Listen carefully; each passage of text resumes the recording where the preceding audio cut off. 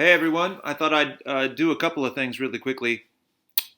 What I wanted to do is just reorient us on what we're doing with Pentad criticism, Kenneth Burke, and so on. We spent quite some time talking through Kenneth Burke and the God terms that we saw in the rhetoric of Hitler's battle, the the different kinds of ways that you all had established that Burke was making an argument for the kinds of rhetoric that Hitler was using.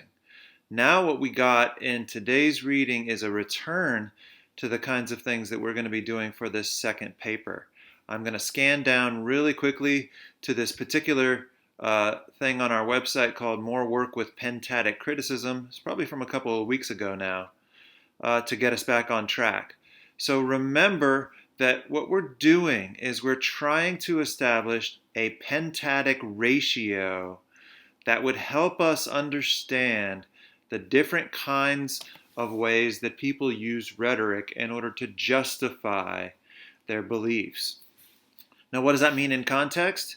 Remember, Kenneth Burke talked about how every reflection of reality is in actuality a selection of reality and thus a deflection of reality. And so, what we have then is a situation in which people are using language in particular kinds of ways in order to highlight aspects of an issue and, and maybe to hide or to obscure other aspects of the issue. Now, one of the things that may be interesting about this is you might ask why. Now, what are the kinds of things that we could say that would motivate a rhetor's actions here? What Kenneth Burke says is that each of these kinds of pentatic ratios illustrates a focus or what you might call an ideology that gives that person's life and thus their arguments meaning. We talked about this just very briefly a couple of weeks ago when we met. A focus on an act right here is what you might call a realism. A focus on a scene is what we might call materialism. A focus on an agent, and that's what we'll get to today, is what we might call idealism.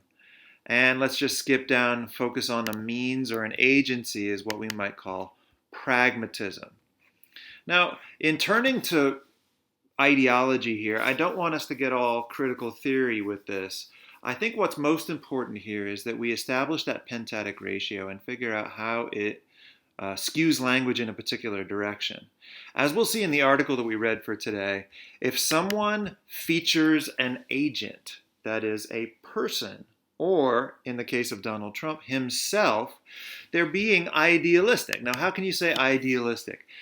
What we're talking about is an ability of a person to do a thing unobstructed by the world around them. So that's idealistic. If I think to myself, I can go out and do whatever I want and nothing can stop me, or like Donald Trump said, I will build a great, great wall, then I'm being idealistic. I'm saying I have the power and the ability in myself to get that kind of stuff done. Now, if by contrast I focus on the means or the agency by which those kinds of things could be conducted, then what we're doing is we're pragmatic. We're talking about the resources, the processes, we're talking about the instruments, we're talking about the consequences even of certain strategies of behavior. That's pragmatic in that what you're thinking about is how things work or how things could be made to work better. So when we're talking about this article, and remember this is the article right here, the one I asked you to read for today, a couple of things might stand out to you. Remember they're working with warrants and worldviews in the rhetoric of Donald Trump and Hillary Clinton. And in doing so, they're using Burke and they're also using Stephen Toulmin. That's not important for us now. But in both cases, what they're doing is they're focusing on the underlying worldviews that are evoked and promoted in their speeches. And this is exactly what I want you to do for your next paper.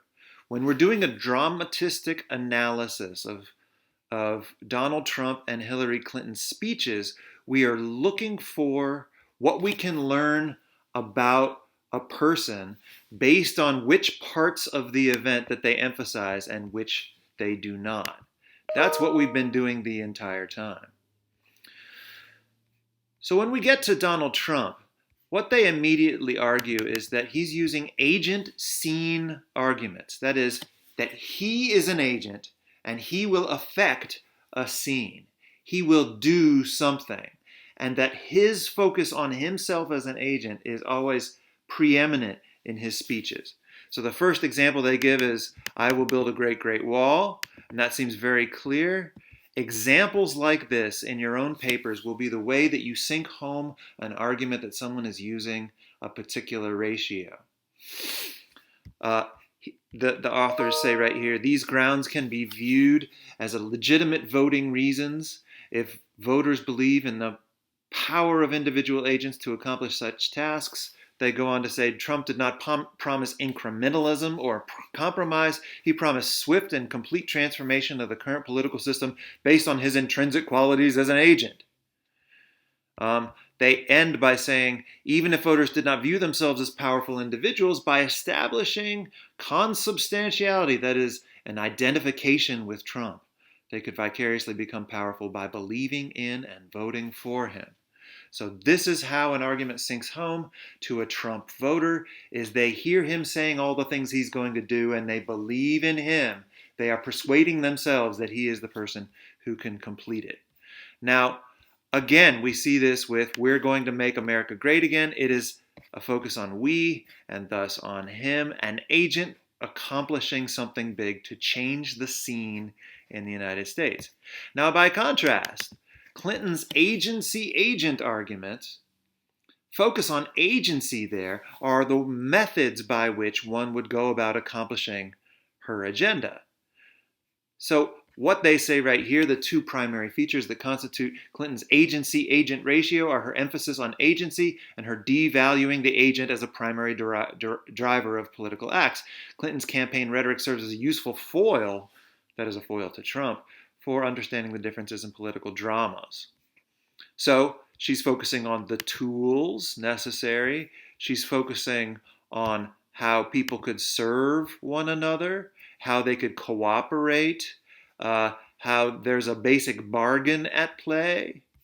She also focused on the means by which an agent might overcome problems and principles of exchange.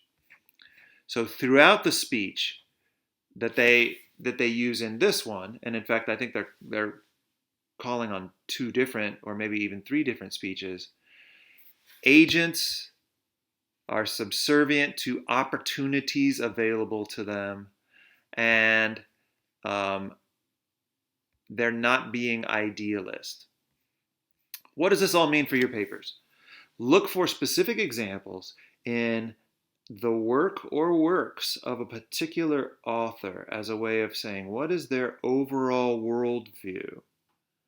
And in doing that, select quotes that will help you build an argument for a particular ratio.